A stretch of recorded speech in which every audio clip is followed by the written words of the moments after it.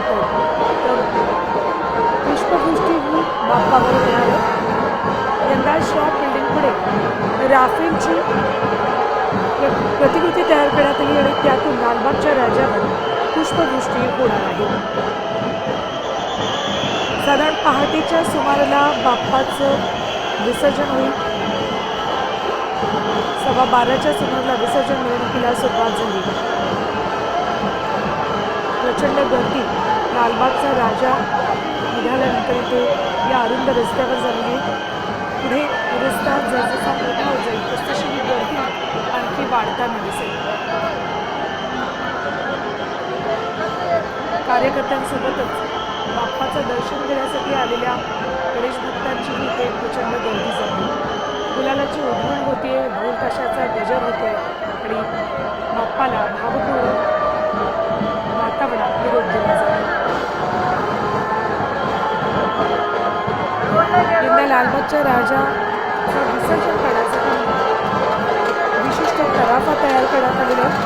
मुंबई महापालिकेच्या मदतीने गुजरातमधून हा तराफा लालबागच्या राजा मंडळाने तयार करून घेतलेला आहे।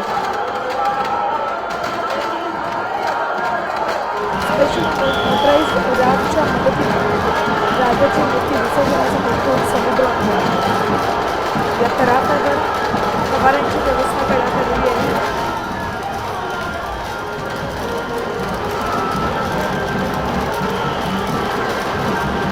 GPS ट्रॅकिंग सिस्टम आहे आणि अगदी शक्तिशाली मोटर्स या तराफ्यावर लावण्यात आलेले आहे।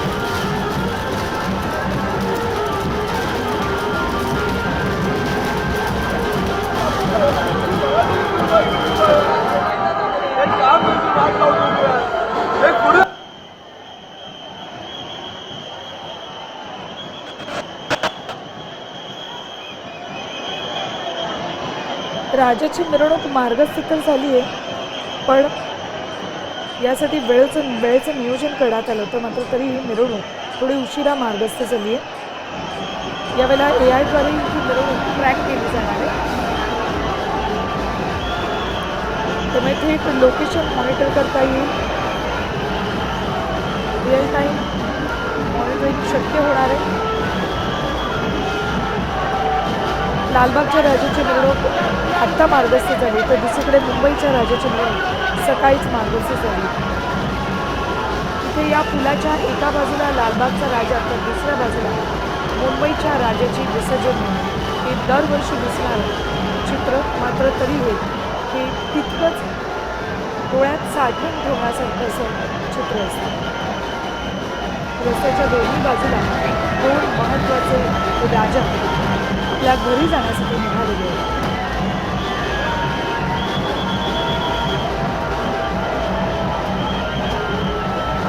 मुंबई पोलिसांनी यंदा या सगळ्या गर्दीवर नियंत्रण ठेवण्यासाठी, लक्ष ठेवण्यासाठी म्हणून AI ची मदत घेतलेली आहे। प्रत्येक प्रमुख गणेश मंडळाच्या मिरवणुकीचा GPS डेटा मुंबई पोलीस घेणार आहेत। AI प्रणाली नकाशावर कोणती मिरवणूक कुठपर्यंत पोहोचलेली याचे बारीक तपशील त्यामुळे मुंबई पोलिसांना मिळणार आहे। गर्दीचं व्यवस्थापन करण्यासाठी सुद्धा या AI तंत्रज्ञानाचा वापर केला जाईल। प्रचंड गर्दी लालबाग परिसरापासून गिरगाव चौपाटीपर्यंत मुंबईमध्ये आजच्या दिवशी असते। म्हणूनच मिरवणुकीत किती लोक आहेत, कुठे जास्त प्रमाणात गर्दी झालेली आहे हे AI आधारित CCTV कॅमेऱ्यांमधून पोलिसांना कळेल आणि त्यानुसार त्या ठिकाणच्या गर्दीचं नियंत्रण करता येईल। ज्या ठिकाणी खूप जास्त गर्दी खूप वेळ राहते तिथे तातडीनं पोलिसांना सूचना देऊन त्या गर्दीचं नियोजन केलं जाईल आणि लगेचच पर्यायी मार्गसुद्धा त्यासाठी दिले जातील। पर्यायी मार्गांवरून मग ती गर्दी नियंत्रित करण्याचा प्रयत्न मुंबई पोलीस करतील। तर या AI तंत्रज्ञानामुळे मिरवणुकीला साधारण किती वेळ लागेल, किती वेळात विसर्जन प्रत्येक सार्वजनिक गणेशोत्सव मंडळाच्या बाप्पांचं होईल त्याचा अंदाज काढणंही सहज शक्य होणार आहे। त्यामुळे इतर मंडळांचं विसर्जन मिरवणुकीसाठीचा वेळ किती द्यायला हवा त्याचंही नियोजन करणं सोपं होणार। आता ईसकाळ.com आहे देशातील नंबर 1 ची मराठी न्यूज वेबसाईट. प्रत्येक अपडेटसाठी ईसकाळ.com ला नक्की भेट द्या.